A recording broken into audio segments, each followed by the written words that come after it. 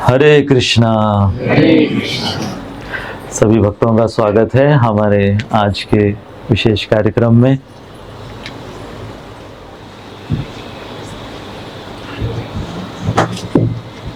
तो जो हम लोग सब भगवान श्री कृष्ण की भक्ति में लगे हुए हैं, तो एक समय था जब हम भक्ति के मार्ग से जुड़े। आप लोगों में से कई वो दिन भी आपको याद होगा, वो डेट याद होगी, वो जगह, वो स्थान और कैसे आप जुड़े, ये सब भी याद होगा आपको। तो हमारे भक्ति के सिद्धांत हैं संबंध, अभिधेय, प्रयोजन। आप लोगों ने सुना होगा आप लोगों की मीटिंग्स में कि इनका अर्थ क्या है। एक न्याय है जिसको कहते हैं तारतम्य न्याय। तारतम्य का अर्थ होता है कि कोई चीज जब अलग अलग स्तर पर समझाई जाती है या समझ में आती है, अलग अलग स्तर, अंग्रेजी में उसको कहेंगे हायरार्की, तारतम्य। अब हमारे भौतिक जीवन में भी हम इस तारतम्य को देखते हैं कि पहले हम जूनियर केजी में थे, सीनियर केजी में, first standard, second standard, 10th, 12th, graduation, नौकरी लगने के पश्चात भी वहां पर लेवल्स होते हैं ना। कोई क्लास 1 ऑफिसर होता है, कोई क्लास 2 होता है, कोई क्लास 3 होता है। क्या है ये सब? तारतम्य। तो इसलिए क्योंकि इस भौतिक संसार में हर एक वस्तु, हर एक अनुभव हमारा जो है वो अलग अलग स्तर पर होता है। एक परिवार में भी आप देखिए कि जब स्त्री पुरुष वो दाम्पत्य जीवन बिताने के लिए जब एक साथ आते हैं तो उसमें भी उनके जुड़ने के स्तर होते है कि नहीं। तो हमने सोचा आज हम इसी विषय पर चर्चा करें कि हम जो कृष्ण भक्ति के तत्व से जुड़े, जब कभी भी जुड़े और अभी भी जुड़ी रहे हैं और जुड़ते रहेंगे, तो कृष्ण भक्ति के तत्व से कौन कौन से स्तर पर हम जुड़ते हैं। अब जब हम कृष्ण भक्ति की बात कर रहे हैं तो हम बात करते हैं भगवान व्यक्ति विशेष की। कोई एब्स्ट्रैक्ट, कोई ऐसी कोई दिव्य शक्ति, हम उसकी चर्चा नहीं करते। हम डायरेक्टली हमारे इस्कॉन के प्रवचनों में क्या कहते हैं? सुप्रीम पर्सनैलिटी ऑफ गॉडहेड, पूर्ण पुरुषोत्तम भगवान श्री कृष्ण, उनका ये स्वरूप है। नाम रूप गुण लीला व्यक्ति से जुड़ते हैं, है कि नहीं। यदि कोई आपसे पूछे कि भाई आप इस्कॉन से जुड़े हैं या कृष्ण से जुड़े हैं, क्या कहोगे आप? तो इस्कॉन से नहीं जुड़े।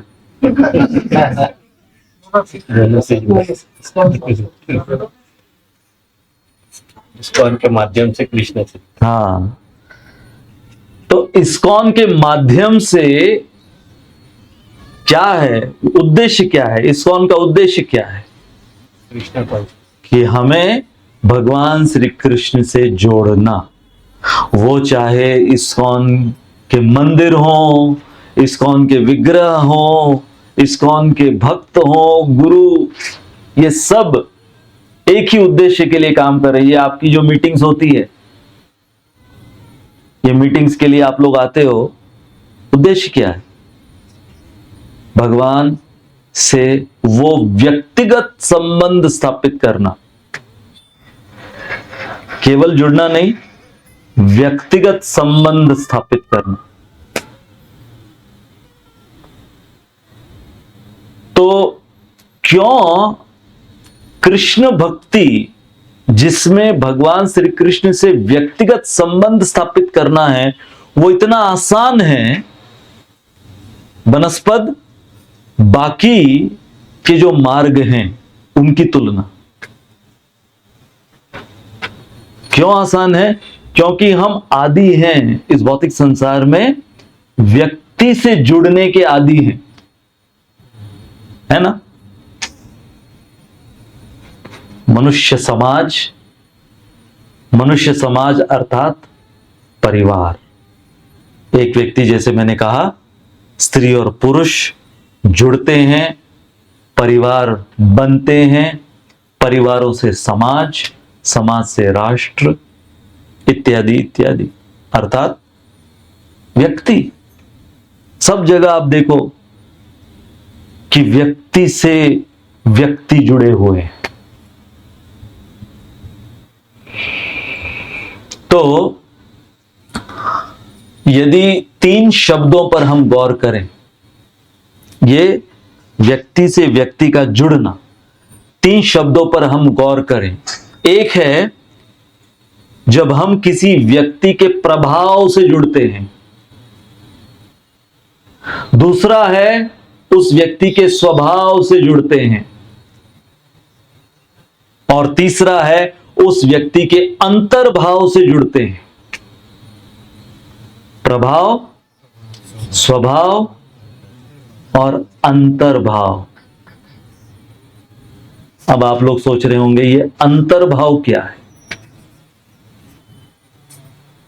कौन कह सकता है अंतर्भाव का अर्थ क्या है? ठीक है, प्रभाव से शुरू करते हैं। प्रभाव का अर्थ क्या है?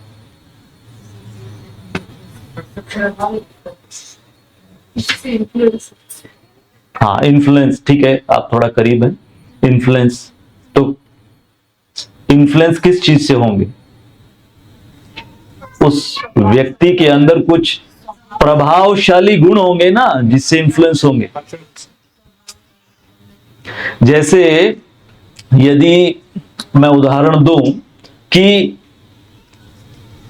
अरेंज्ड मैरिज में,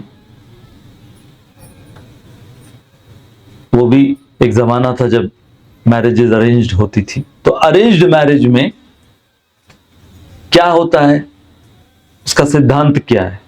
अरेंज्ड मैरिज का सिद्धांत क्या है कि सबसे पहले लड़का और लड़की, उनका प्रभाव क्या है, उसका आदान प्रदान होता है।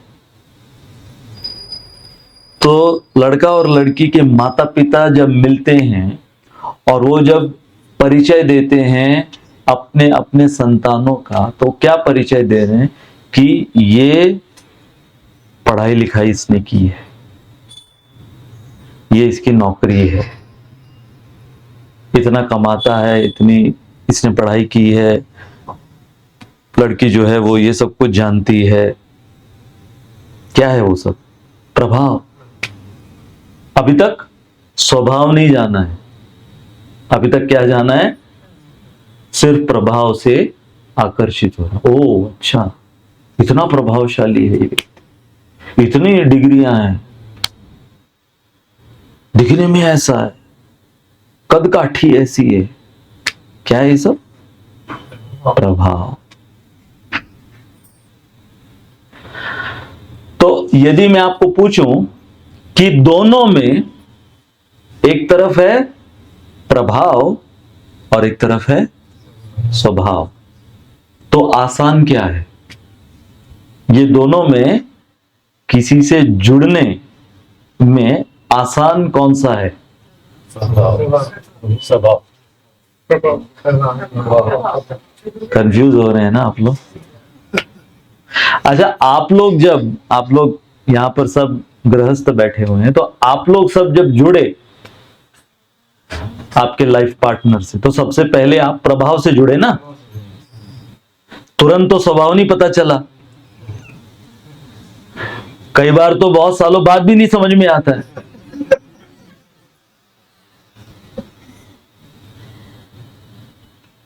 एक बार एक महिला वो केमिस्ट की दुकान पर गई,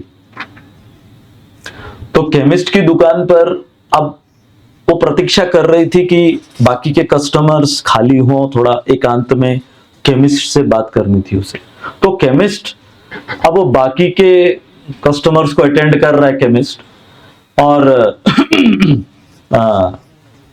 वो देख रहा है कि ये महिला आई है और ये काउंटर पर आकर कुछ ऐसे मांग नहीं रही है, क्या चाहिए इसे, खड़ी हुई है प्रतीक्षा में।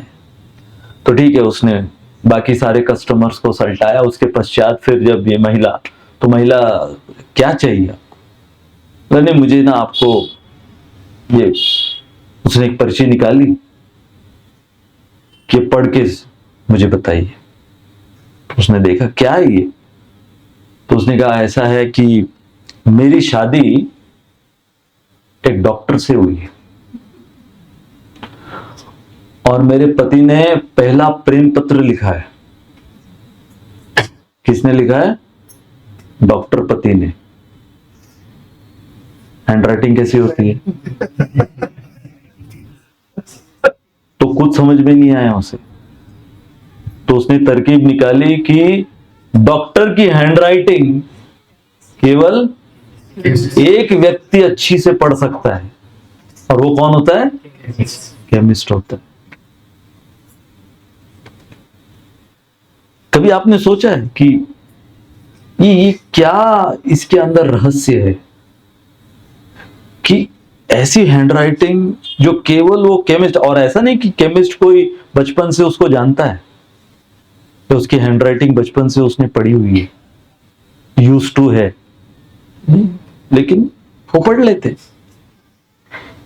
एक डॉक्टर ने तो मजाक में मुझे कहा था, आप जानते हैं प्रभु जी, आप जानते हैं हम डॉक्टर जो हैं वो जो पर्ची लिखते हैं, वो पर्ची क्यों किसी को समझ में नहीं आता और केवल केमिस्ट को समझ में आता? तो मैंने कहा क्यों? क्योंकि हम पर्ची पर लिख देते हैं, वो केमिस्ट के लिए मैसेज होता है। केमिस्ट के लिए मैसेज होता है, मैंने तो इसको लूट लिया, अब तू लूट ले।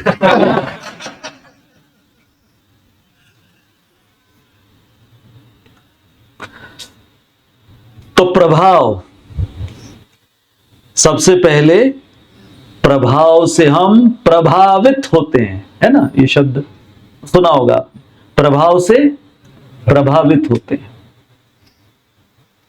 और फिर जब वो उस रिश्ते में जुड़ते हैं प्रभाव के वजह से,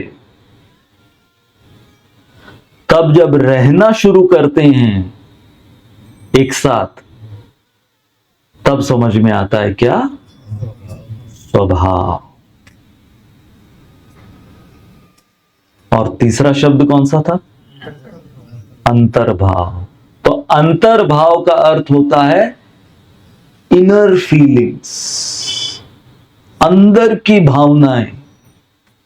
और ये जो अंदर की भावनाएं हैं, ये अक्सर हम सब की बहुत व्यक्तिगत अंतर भावनाएं होती हैं, जो कई बार एक मां भी अपने बच्चे, अपने संतान की अंतर भावना नहीं समझ पाती।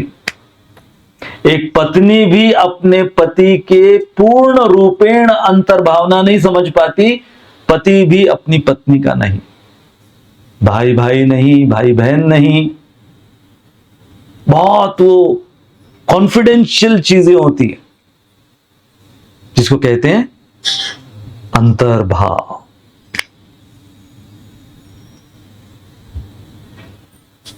आप लोग अब तक समझ में आ रहा है आप लोगों को हम कौन सी दिशा में जा रहे हैं? तो यदि हम भगवत गीता को लें, तो अर्जुन भगवान श्री कृष्ण के प्रभाव को देखते हैं 11वें अध्याय में,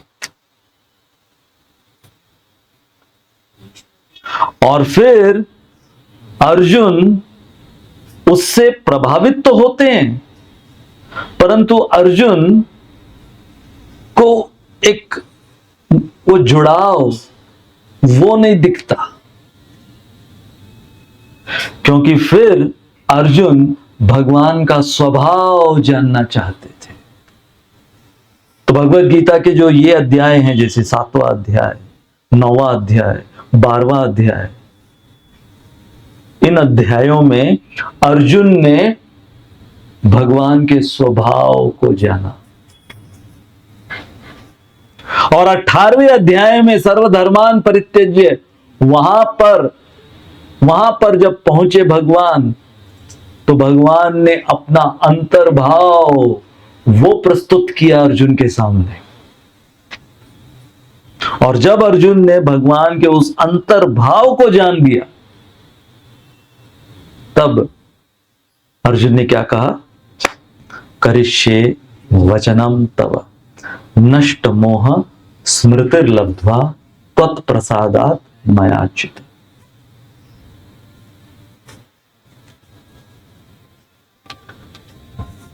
जब आप दूर से किसी पर्वत को देखते हो, किसी पहाड़ को देखते हो, तो दूर से जो पहाड़ है वो कैसा दिखता है? जैसे कि कोई ग्रीन एंटिटी है, बस उतना ही दिखता है। सब कुछ हरा हरा दिखता है। परंतु जब आप नजदीक जाते हो तो आपको समझ में आता है कि कौन कौन से पेड़ हैं इस पहाड़ के ऊपर, जंगल कितना गहन है। और जब आप प्रवेश करते हो तब फिर समझ में आता है कि अरे भाई, यहां पर केवल पेड़ नहीं, अन्य प्राणी भी हैं। इसलिए जब हम इन 3 शब्दों पर चर्चा कर रहे हैं, प्रभाव, स्वभाव और अंतर्भाव,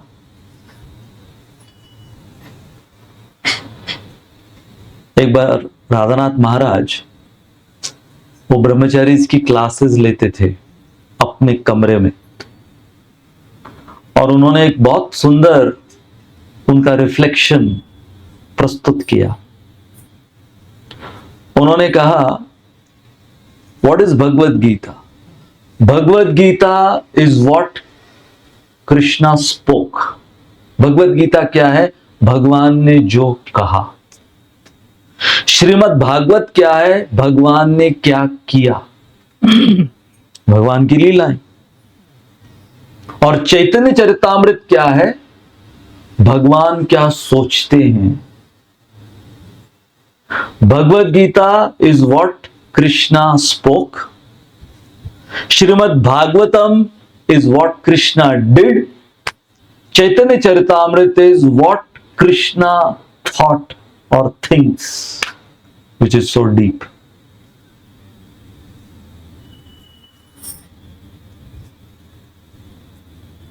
एक भक्त बता रहे थे कि श्रील प्रभुपाद के परपोर्ट्स भी आप अगर पढ़ोगे तो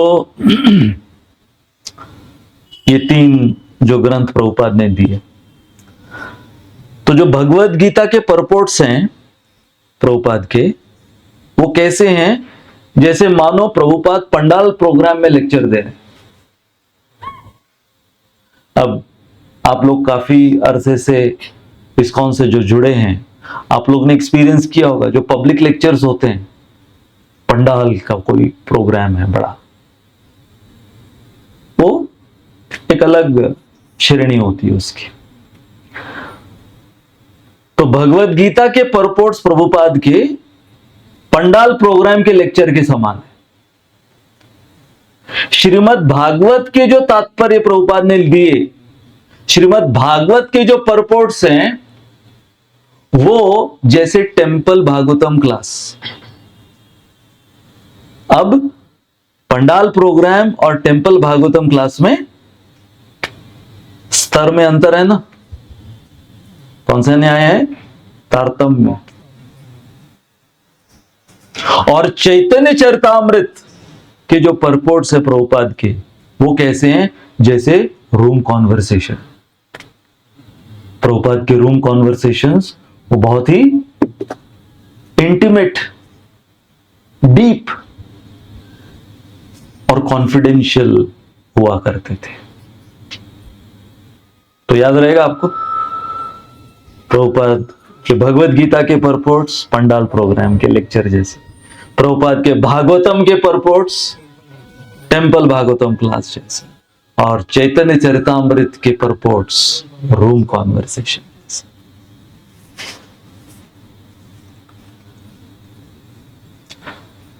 तो जब हम इस्कॉन के संपर्क में आए, अर्थात कृष्ण भक्ति के तत्व के संपर्क में आए, तो 3 लेवल्स, अब ये भी ध्यान में आप रखना कि 3 लेवल्स में हम भगवान श्री कृष्ण के भक्ति के तत्व को जानते हैं या जान सकते हैं या जान रहे होंगे या जानेंगे। तैयार है जानने के लिए कौन से 3 लेवल्स? ज्यादा हम कंफ्यूजिंग नहीं रख रहे हैं, 3 ही नंबर रख रहे हैं, याद रखने के लिए आसान। जो कई बार होता है ना 8 कारण 10 कारण, तो उसमें फिर खो जाते हैं ऑडियंस, इसलिए 3 ही रखते हैं। तो सबसे पहला जो स्तर है, अब इसमें मैं थोड़ा सा आप लोगों से भी एक रेसिप्रोकेशन, आदान प्रदान चाहूंगा, थोड़ा फीडबैक आपसे भी मिले, इंटरैक्टिव रखते हैं इसे, कि सबसे पहला लेवल है जब हम इस्कॉन से जुड़े थे, इस कृष्ण भक्ति के तत्व से जुड़े थे, तो पहला लेवल ये था कि तुरंत हमें बहुत सारी चीजें पट गई थी कि हां, ये जो कहा गया है इस्कॉन में, इनके लेक्चर्स में या इनकी पुस्तकों में, तुरंत हमको समझ में आ गई वो बात। बहुत समय नहीं लगा, तुरंत समझ में आ गई वो। ये फर्स्ट लेवल। अब इसमें यदि मैं आपको पूछूं, आप बताइए कि आप लोगों का क्या अनुभव रहा था कि जब जिस किसी काल में आप इस्कॉन से जुड़े और जो पहला लेक्चर या पहली पुस्तक आपने पढ़ी होगी या 1-to-1 किसी ने आपको प्रीच किया होगा, फिलॉसफी है ना, तो कौन सी ऐसी चीजें फिलॉसफी की, सिद्धांत की, तुरंत आपको उसमें कोई डाउट्स नहीं थे, कोई प्रश्न नहीं थे उसमें, आपको तुरंत कि हाँ भाई ये जो कहा गया है ना इस्कॉन के अंदर इनके लेक्चर्स में, ये 100% सही है। मैं मुझसे शुरुआत करता हूं, आप लोग थोड़ा शर्मीले टाइप के ऑडियंस। उसका मतलब क्या है? मैं बेशर्म। दूसरा लॉजिक उसका वही हो गया। तो मैं अपना अनुभव बताता हूं। सबसे पहले जब मैंने ये सुना और पढ़ा कि भौतिक संसार दुखालय है, मुझे कोई उसमें किंतु परंतु नहीं था, नो इफ नो बट्स। हाँ, क्योंकि झेल के आया था।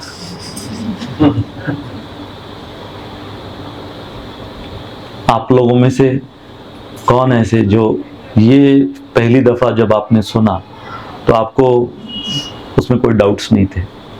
हाँ? जो आपने सेम बोला वही आपके क्लास में सुना था मैंने कि, अच्छा मैंने ही बोला था। सेम। एक हमारे इस्कॉन के अभी तो हाल ही में वो गुजर गए, बद्री नारायण महाराज, बहुत वो सीनियर प्रभुपाद डिसाइपल, काफी मजाकिया वो थे। तो वो बता रहे थे कि वो अमेरिका में वो एक बहुत अलग प्रकार का एक जॉब कर रहे थे कुछ समय के लिए, और जॉब ये था, अमेरिका में एक प्रोफेशन है, उसको कहते हैं सुइसाइड हेल्पलाइन।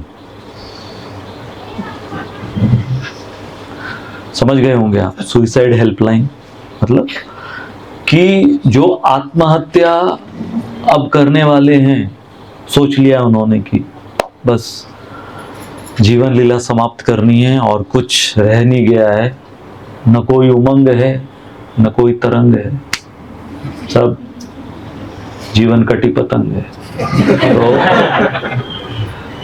उस स्तर पर आ गए, तो आत्महत्या करने के लिए उस कागार पर पहुंच गए।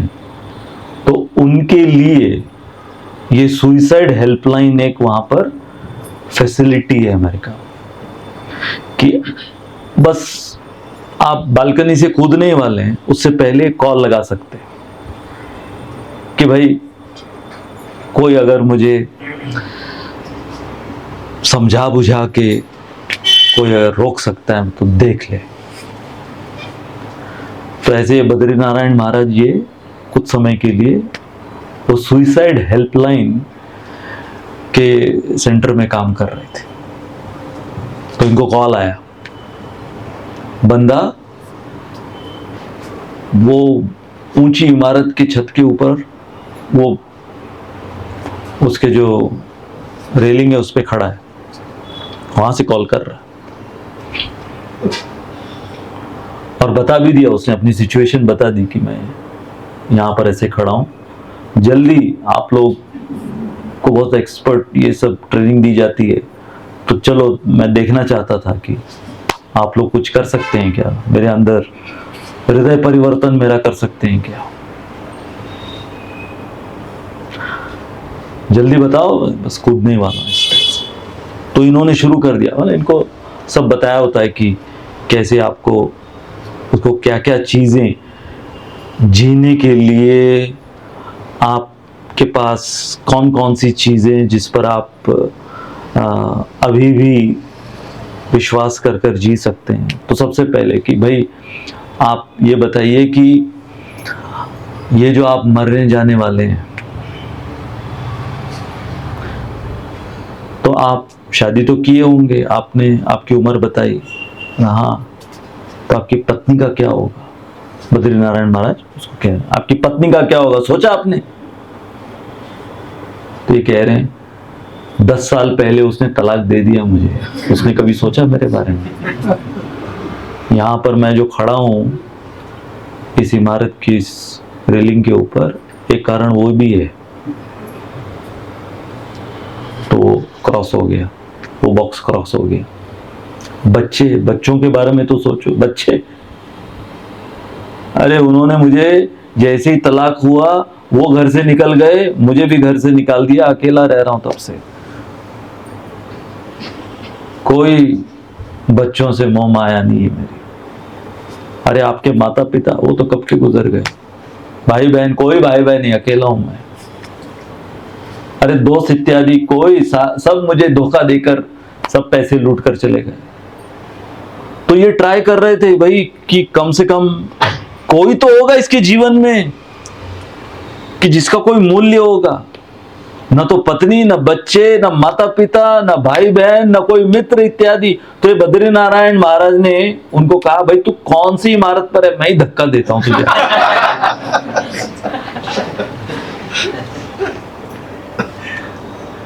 क्या फायदा जीने का? दुखाल है। तो ये चीज जो है तुरंत हम कन्विंस हो गए। दूसरा, न केवल ये भौतिक संसार ऐसा दुखाल है, बल्कि ये शरीर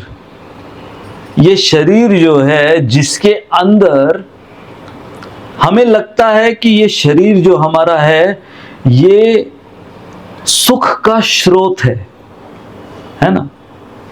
कितना हम लोग अलग अलग तरीके से इस शरीर से, जैसे वो गन्ने को निचोड़ कर उसमें से आखिरी बूंद निकाल लिए, वैसे प्रयास करते हैं।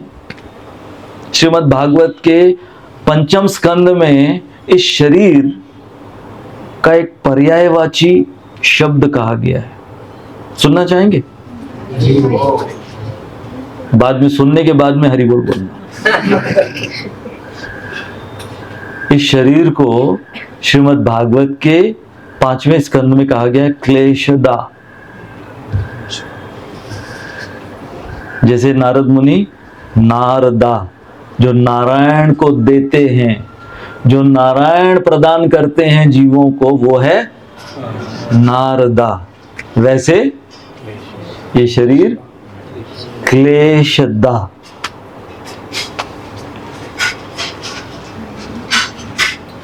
हमारे भगवत गीता कोर्सेज में हम ये पॉइंट कहते हैं कि इस पूरे हमारे भौतिक शरीर में केवल कुछ इंद्रियां हैं, गिनी चुनी कुछ इंद्रियां हैं, जो हमें कभी कभार कुछ इंद्रिय सुख देती है। बाकी पूरा शरीर, उसके अंदर ज्यादातर क्षमता है हमें दुख देने की। The potentiality of this body to give us pain is so much more compared to the potentiality of this body to give us pleasure. उदाहरण देते हैं, जैसे पैर का अंगूठा है। अब ये जो पैर का अंगूठा है, मैं आपसे पूछूं कि पिछली बार आपको दिव्य आनंद पैर के अंगूठे से कब मिला था? कि मतलब पैर का अंगूठा आज मुझे इतना आनंद दे रहा है कि मैं कूद रहा हूं, नाच रहा हूं, भाव विभोर अवस्था में हूं। क्या पैर का अंगूठा है मेरा। हाँ, आज मैं खुशी के मारे फूला नहीं समा रहा। किसकी वजह से? पैर के अंगूठे। कभी आपने बॉलीवुड के कुछ गीत ऐसे सुने पैर के अंगूठे को? कि गीत होते हैं भाई जुल्फों के बारे में, हाँ, चांद जैसा मुखड़ा है, हाँ, काली काली जुल्फें हैं, सफेद सफेद दांत हैं, जो भी कुछ। लेकिन कभी किसी ने कोई ऐसा गीत कंपोज किया, किसी गीतकार ने आज दिन तक बॉलीवुड में, कि तेरे पैर के अंगूठे को देखकर तो मैं कायल हो गया। बस मेरा दिल उसी पर आ गया। किस पर? पैर के अंगूठे के ऊपर। नहीं, अभी हम लोग सब यहाँ पर बैठे हुए हैं, हाँ, हम लोग सबके पैर के अंगूठे हैं। आपके पैर के अंगूठे ने आपको रत्ती भर भी कोई आनंद अभी प्रदान करके दे रहा है वो पैर का अंगूठा? नहीं। लेकिन वो वही पैर का अंगूठा कहीं ठोकर लग जाए, उसका नाखून निकल जाए, अब देखिए, अब वो पैर का अंगूठा जो आपका अटेंशन उसकी तरफ केंद्रित करेगा, जो कभी आपने, अभी मैंने इतना 5 मिनट तक पैर के अंगूठे के बारे में बोला तो आप सोचे भी क्या, देखा भी, अरे है मेरा भी है। लेकिन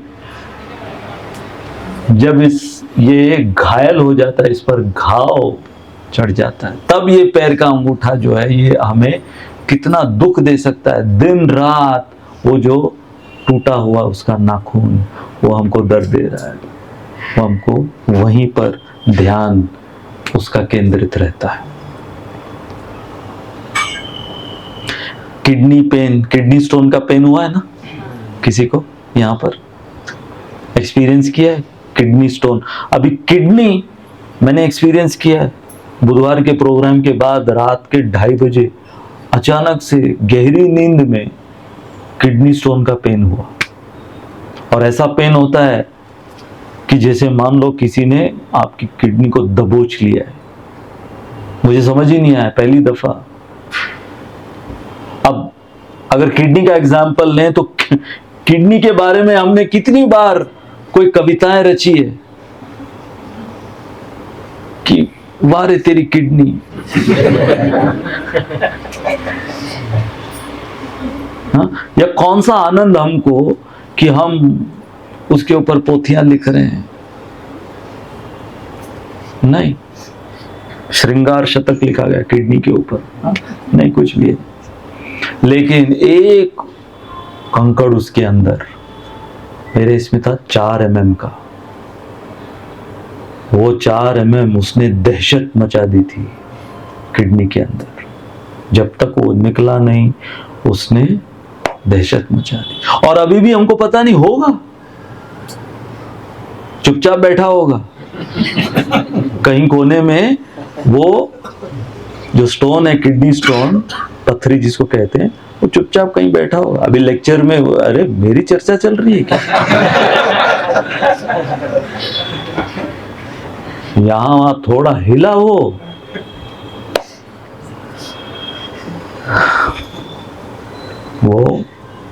हमारी हालत खस्ता हो जाती है इसमें।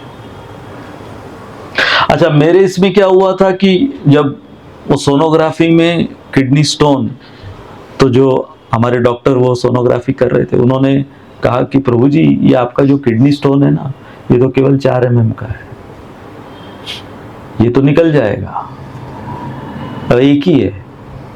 लेकिन चिंता की बात है कि आपके जो गॉल ब्लैडर है उसमें बहुत सारे छोटे छोटे पत्थर हैं, गॉल स्टोन्स कहते हैं उसको, पित्ताशय। उसको आप तुरंत ऑपरेशन कराकर कुछ कीजिए उसका, नहीं तो वो जानलेवा भी हो सकता है। तब फिर वो गॉल ब्लैडर का ऑपरेशन जाकर कराना पड़ा।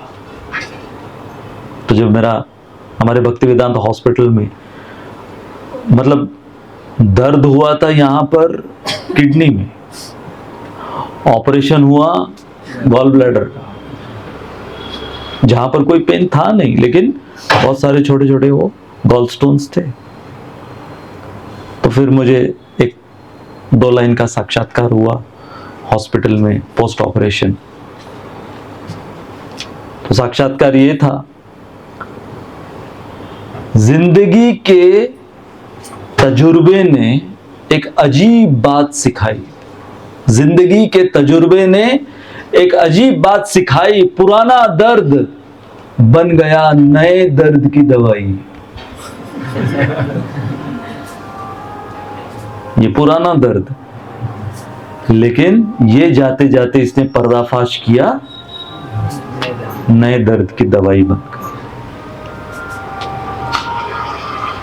अब ये चीजें कि भौतिक संसार दुखालय है, ये शरीर जो हमारा इतना नश्वर है और इतना इसके अंदर क्षमता है हमें दुख देने की, ये चीज हमने इसका अनुभव किया और तुरंत ये सिद्धांत जो है हमें समझ में आया।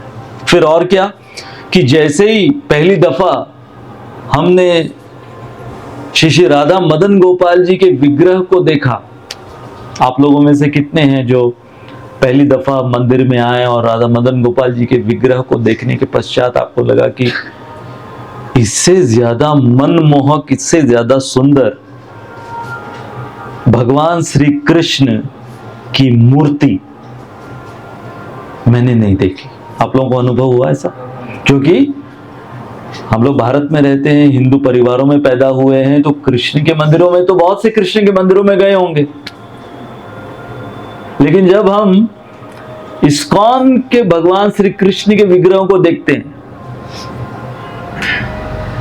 तो एक तुरंत बोलते हैं ना, लव एट फर्स्ट साइट, वैसा अनुभव हुआ है आप लोग?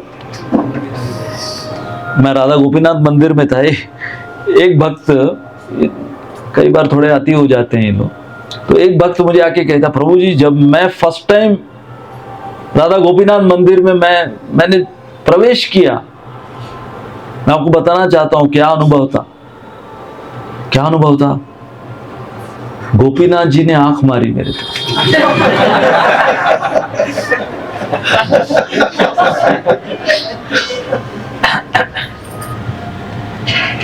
तो हम वैसा अनुभव की चर्चा नहीं कर रहे हैं यहां पर।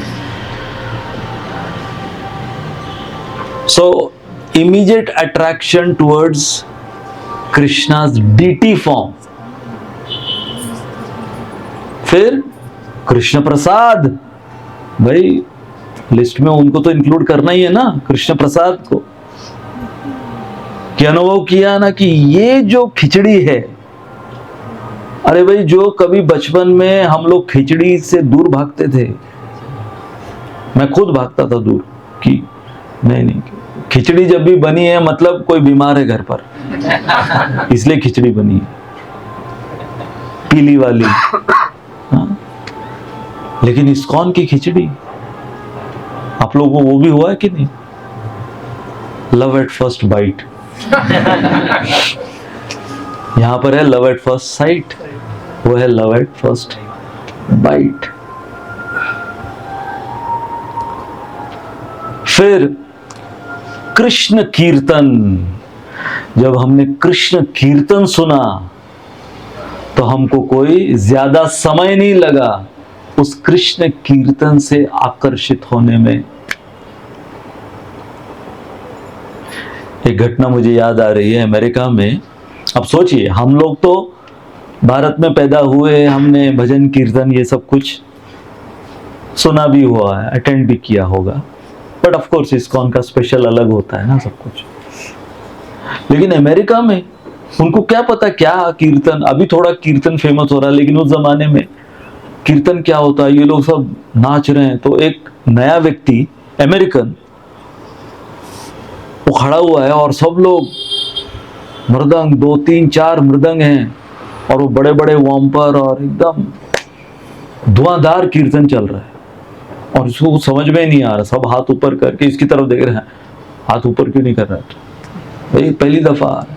और कीर्तन जो लीड सिंगर था वो गा रहा था, गौर नित्यानंद बोल हरि बोल हरि बोल, ये वाला कीर्तन गा रहा था। अब सोचिए, हम भी पहली दफा अगर जब वो कीर्तन सुने तो हमको भी पता नहीं कि ये कौन से बोल हैं कीर्तन के, गौर नित्यानंद बोल हरि बोल हरि बोल, और ये अमेरिकन, तो ये लीड सिंगर के बगल में खड़ा था, तो वो कैसे गा रहे थे कि ये गाएगा गौर नित्यानंद बोल और बाकी लोग सब लोग कोरस में हरि बोल हरि बोल। तो अभी इसे तो कुछ समझ में नहीं आया कि ये क्या बोल है, तो इसको सुनाई दे रहा है वेयर डिड नित्यानंद गो, इसको ये सुनाई दे रहा है। तो जब लीड सिंगर ने इशारा किया तो ये कहता है I don't know I don't know.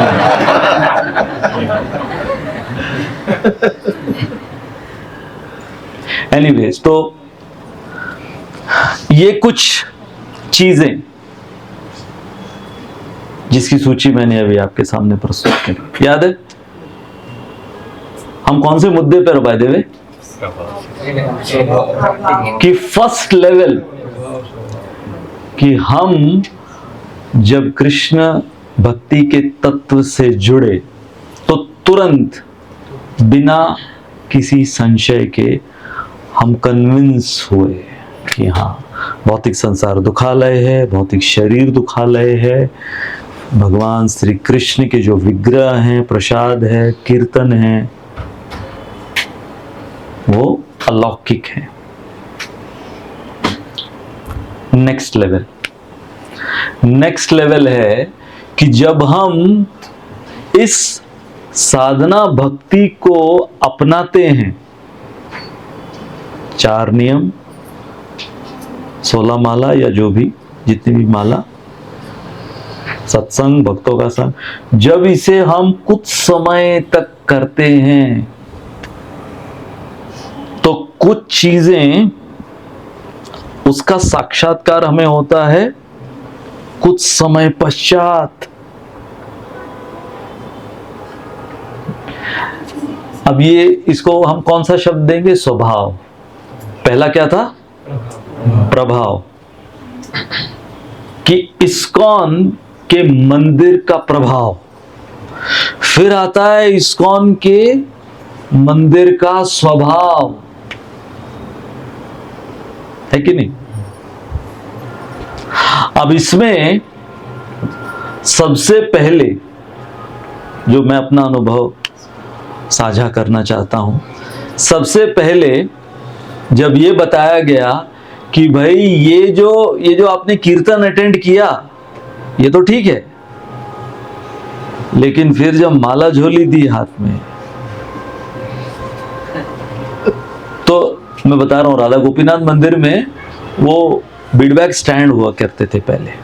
तो बीडबैग स्टैंड में एक्स्ट्रा बीड ऐसे लटके रहते थे, कोई भी आए उठाकर जप करके वापस रखकर चला जाता था, और कई बार वो अगले साल आता था एनुअल चैंटिंग करने के लिए, साल में एक बार।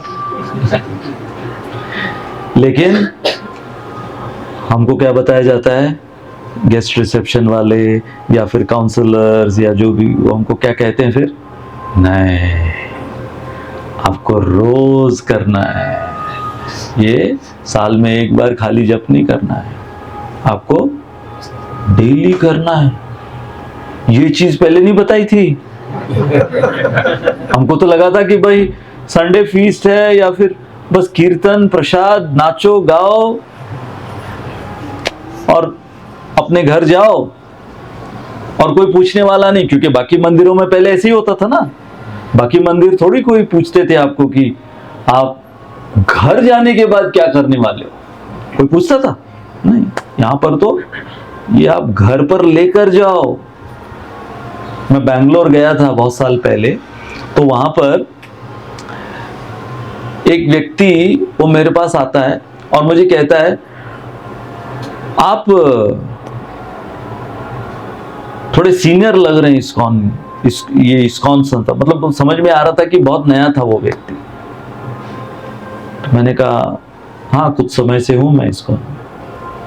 अच्छा मुझे ये बात बताइए कि यहां पर मुझे आए एक हफ्ता हुआ है, आपके बैंगलोर के इस्कॉन में आए एक हफ्ता हुआ है, और ये आपके जो यहाँ के प्रचारक हैं वो मेरे पीछे पड़े हुए 16 माला को, 16 माला 16 माला।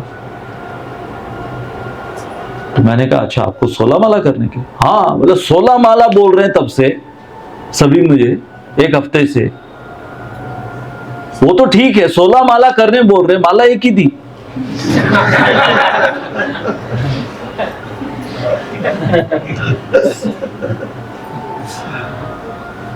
तो कई बार हमारा स्तर ऐसा होता है कि हमको पता ही नहीं, हमको लगता है कि 16 माला चढ़ना है, कुछ उसको भी माला बोलते हैं ना। और मैं तो इसमें था, एयरफोर्स में था। तो एयरफोर्स में जब हमारी फायरिंग की ट्रेनिंग हुई थी, फायर आर्म्स की ट्रेनिंग हुई थी, तो उसमें जो बुलेट्स होते हैं उसको राउंड्स बोलते हैं। मैगजीन के अंदर जो बुलेट्स होते हैं उसको क्या बोलते हैं? तो क्या टर्म हम लोग यूज करते थे या हमको बोला जाता था, how many rounds have you fired. और कई तो जब हमको ये मशीन गन दी गई थी तो उसके अंदर तो अनगिनत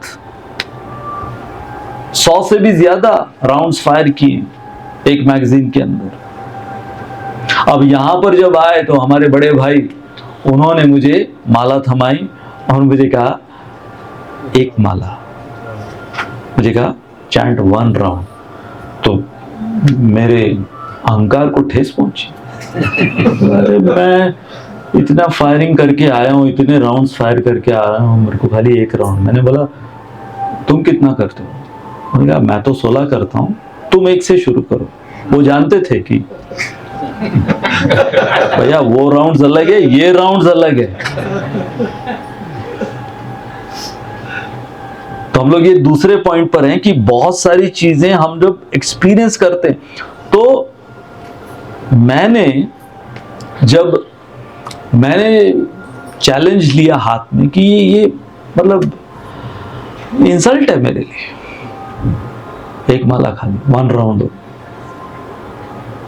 तो हमारे भाई ने कहा शुरू तो करके देख, उसके बाद में बात करते हैं, तो शुरू कर। बताया कि माला कैसे करनी है। हम सबको सिखाया, अब याद है ना कि कैसे बताया था फर्स्ट टाइम काउंसलर ने, या कि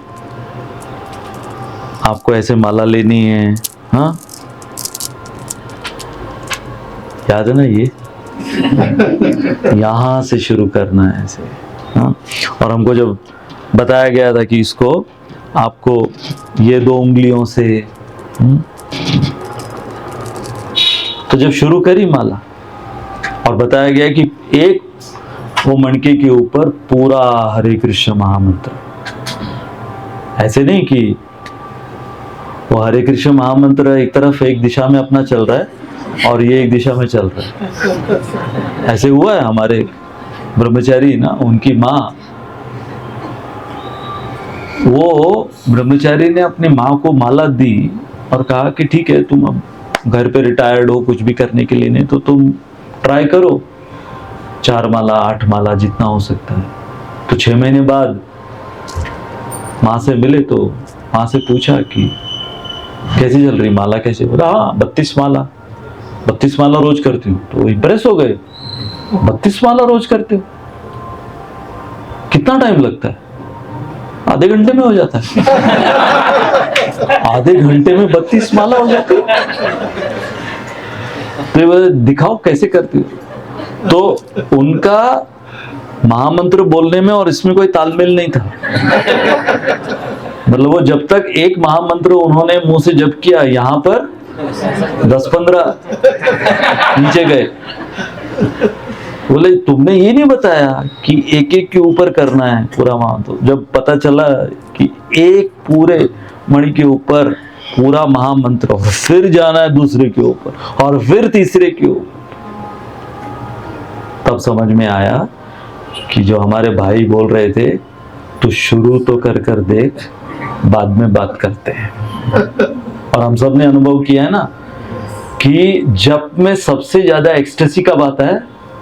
जब ये तुर्रा लगता है ना यहाँ पे, है ना, ये जो तुर्रा है ना, ये जब इस हथेली पे टच होना शुरू करता है, तब ऐसा लगता है कि हरिनाम से ज्यादा सुखद और कोई बात नहीं। आपकी हंसी से समझ में आ रहा है कि मैं अकेला नहीं था। क्या? कृष्ण प्रेम से ज्यादा तुर्रा प्रेमी।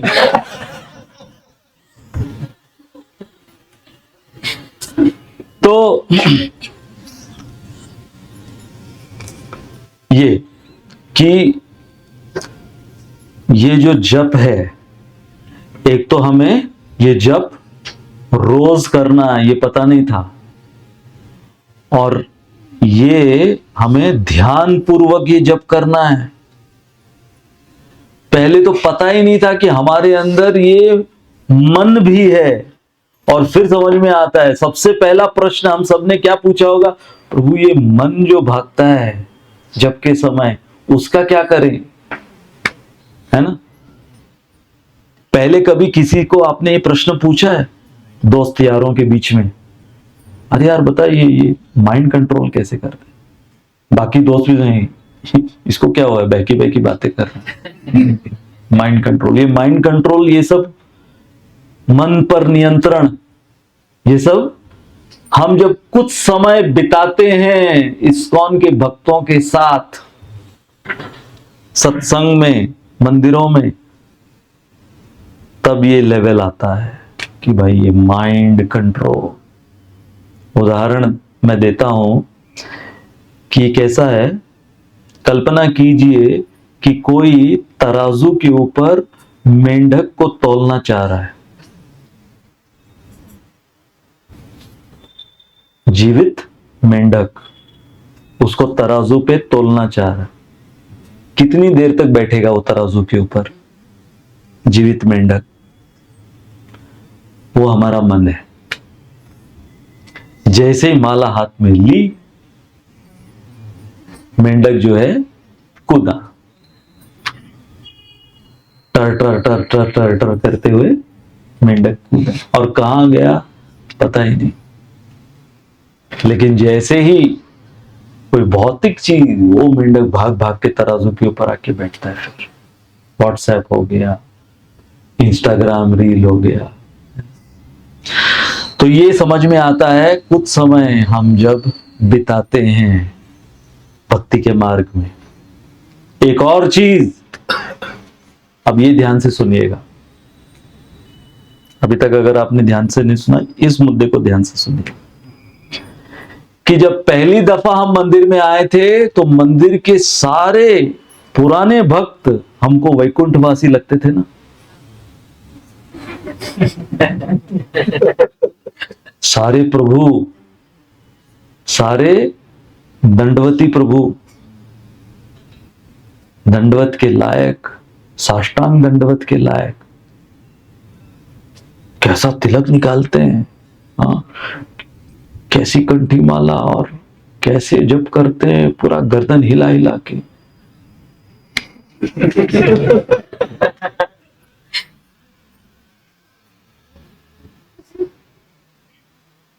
लेकिन जब हम प्रभु बनते हैं, पहले सब चतुर्भुज वैकुंठ के वासी लगते हैं ना, लेकिन जब हम प्रभु बन जाते हैं तब समझ में आता है कि इसको मैं बिना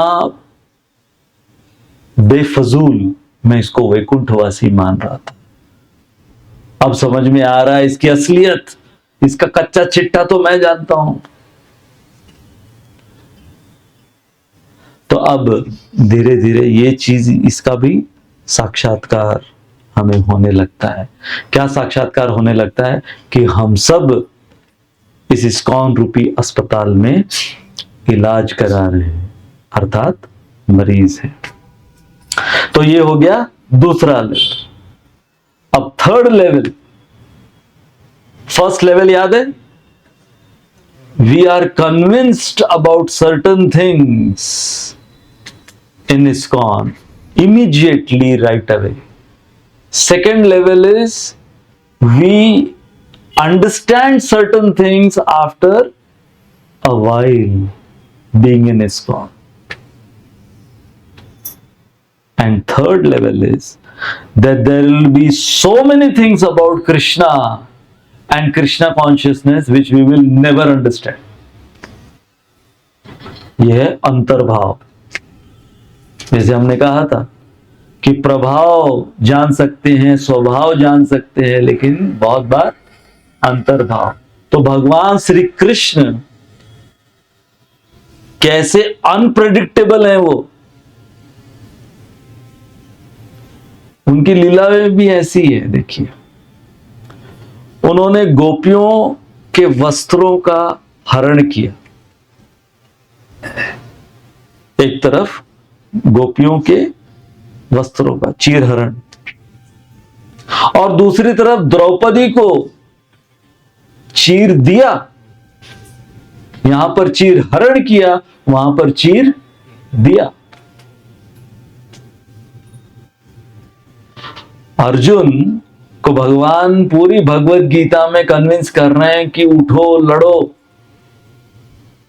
ये तुम्हारा धर्म है, रणछोड़ मत बनो। और वही आगे चलकर खुद रणछोड़ बने। जो कहे यदा यदा ही धर्मस्य, आगे चलकर कहते हैं सर्वधर्मान परित्यज्य, सब धर्मों को त्यागो। तो ऐसे कितनी सारी चीजें कृष्ण भक्ति के सिद्धांत की हम कभी नहीं समझ पाएंगे। इसलिए उनको क्या कहते हैं? अचिंत्य। तो जैसे इस संसार के किसी भी मनुष्य को हम पूर्ण रूपेण नहीं जान सकते, चाहे कितने भी वो प्रभावशाली हो, कितना भी उनका स्वभाव अच्छा हो, परंतु अंतर्भाव बहुत कम विरले होते हैं जो उनके अंतर्भाव को जान सकते हैं। इसलिए अंत में मैं यही कहना चाहूंगा कि हमें अब आत्मनिरीक्षण करना है कि हम कौन से स्तर पर हैं, प्रभाव के, स्वभाव के या अंतर्भाव के।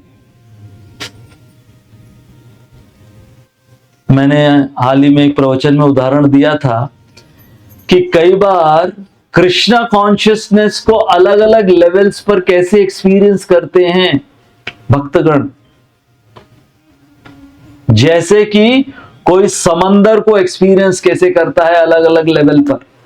तो कई होते हैं वो लोग केवल समंदर के तट पर सन बेदिंग के लिए आते हैं, वो समंदर में प्रवेश नहीं करते, उनको नजारे अच्छे लगते हैं, समंदर के नजारे अच्छे लगते हैं, तो गीला भी नहीं होते वो केवल शोर पर, बीच पर खड़े होकर फोटो खींचते हैं, कितना सुंदर समुद्र।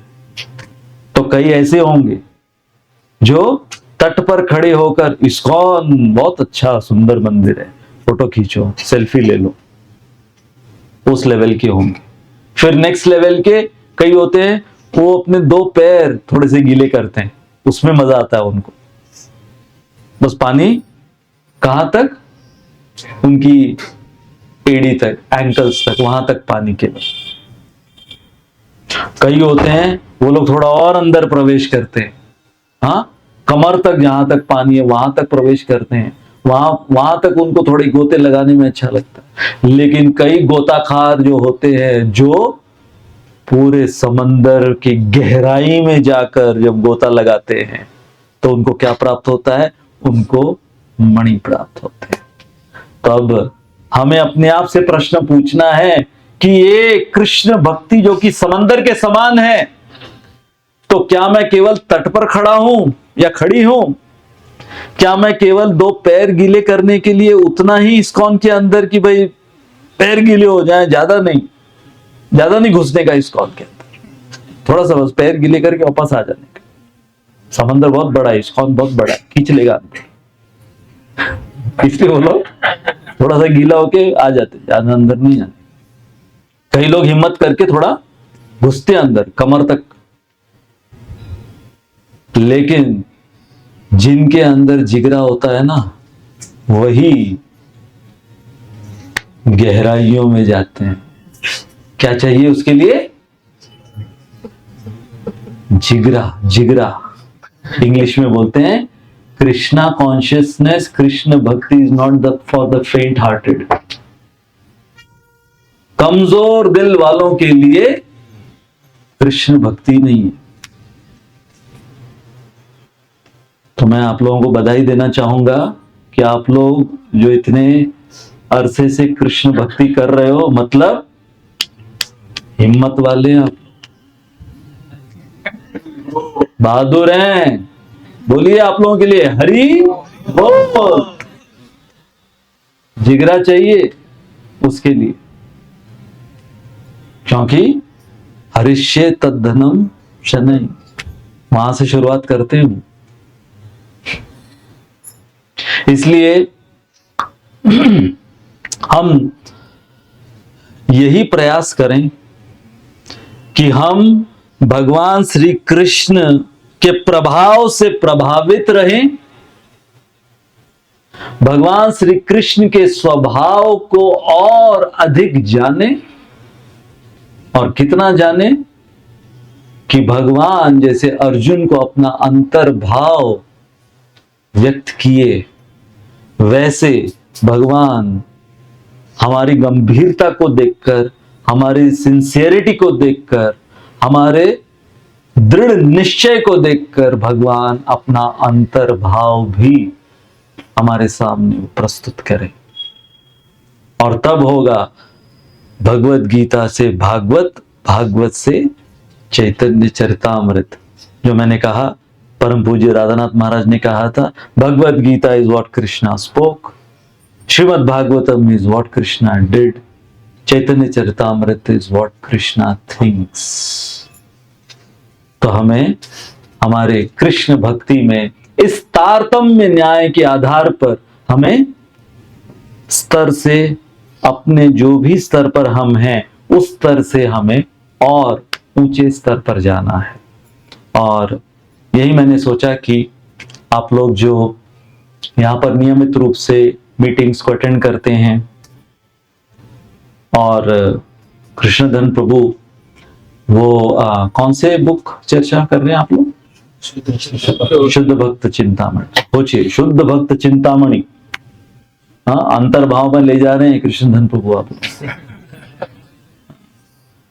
तो इसलिए भाग्यशाली हैं आप लोग कि आप लोगों को इतने सुंदर माहौल में, इतने सुंदर तरीके से भगवान श्री कृष्ण की भक्ति के इन तत्वों को प्रस्तुत किया जा रहा है। अब जिम्मेदारी आपकी है कि आप उसमें से, जैसे हमने समंदर का एग्जाम्पल दिया कि आप वो गोताखोर बनना चाहते हैं या दूसरा कोई खोर बनना चाहते हैं, वो मैं बोलूंगा नहीं। ठीक है, बहुत बहुत धन्यवाद। हरे कृष्णा। जय श्रील प्रभुपाद की जय। हरे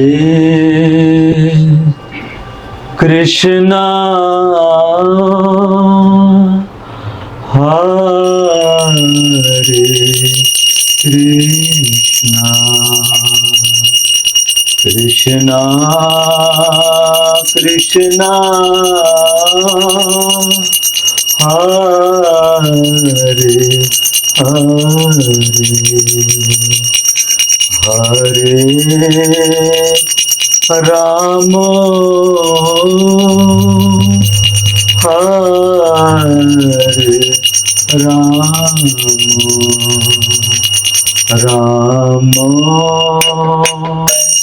राम हरे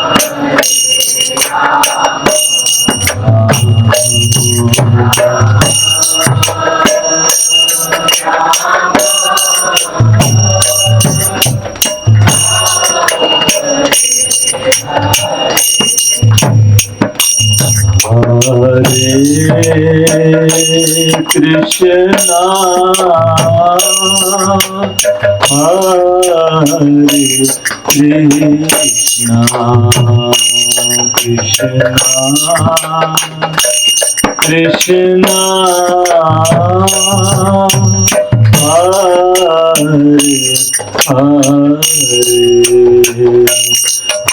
हरे हरे राम हरे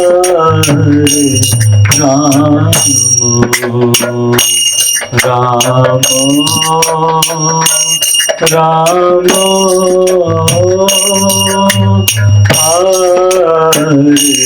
राम हरे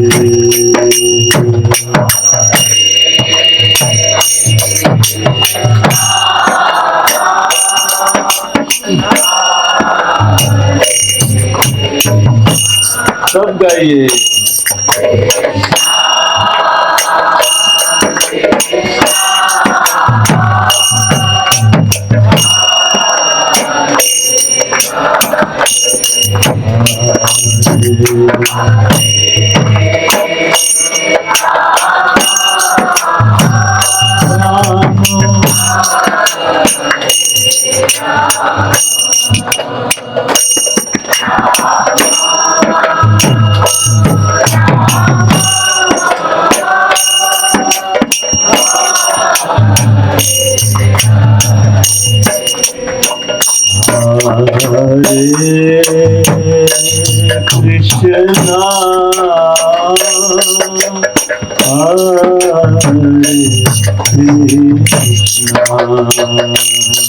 Krishna Krishna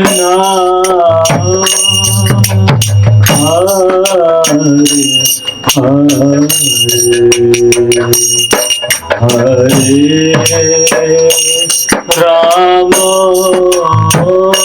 Rama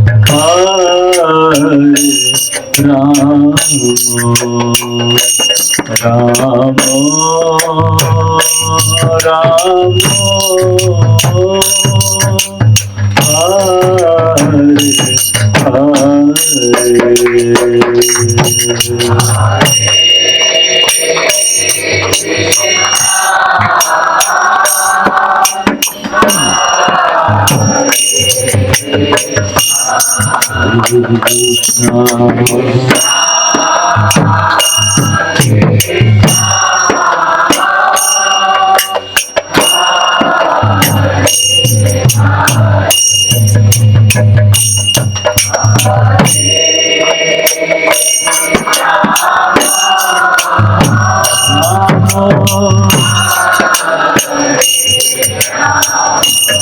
Jai God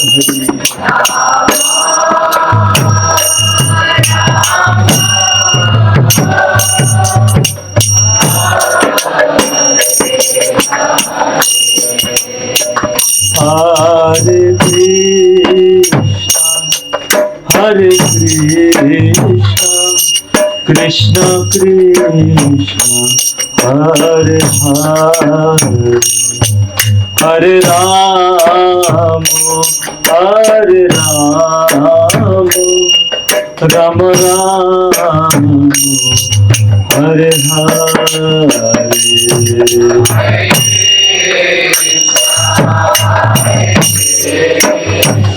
Radhe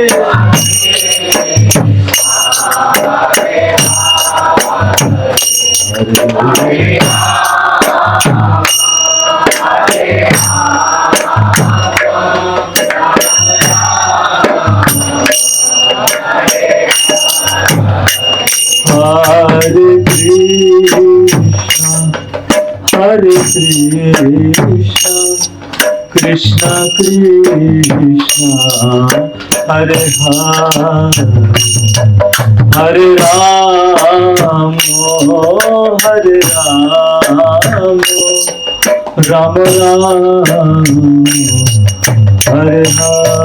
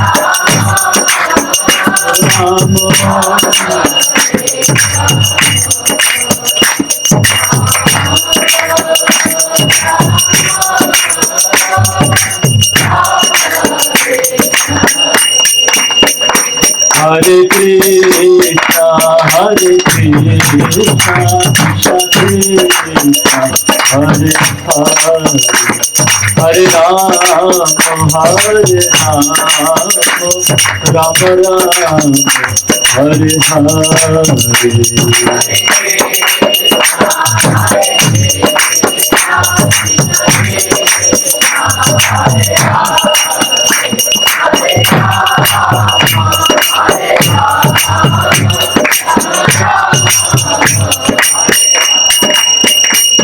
हरे कृष्णा कृष्ण कृष्णा हरे हरे राम राम राम हरे लॉर्ड हरे हरे कृष्णा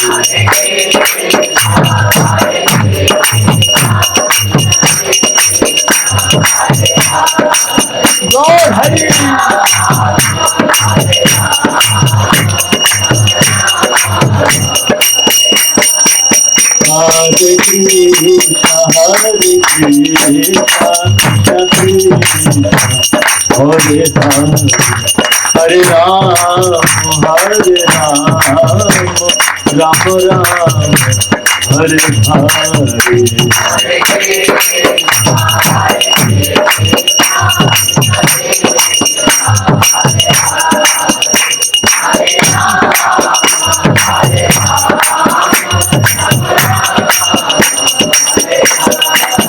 हरे कृष्णा कृष्ण कृष्णा हरे हरे राम राम राम हरे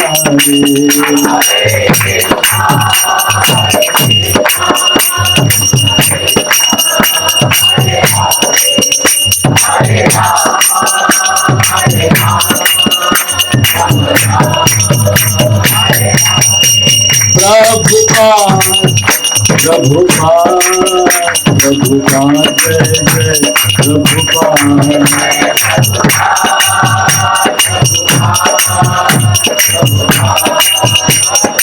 निताय गौर हरि बोल हरि बोल हरि बोल हरि बोल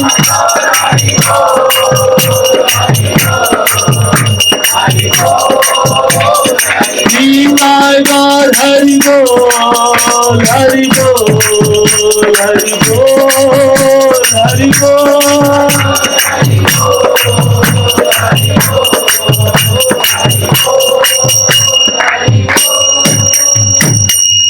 जय श्री हरिनाम संकीर्तन की जय। श्री श्री राधा मदन गोपाल ललिता विशाखा देवी की जय। श्री श्री निताय गौर सुंदर की जय। श्रील प्रभुपाद की जय।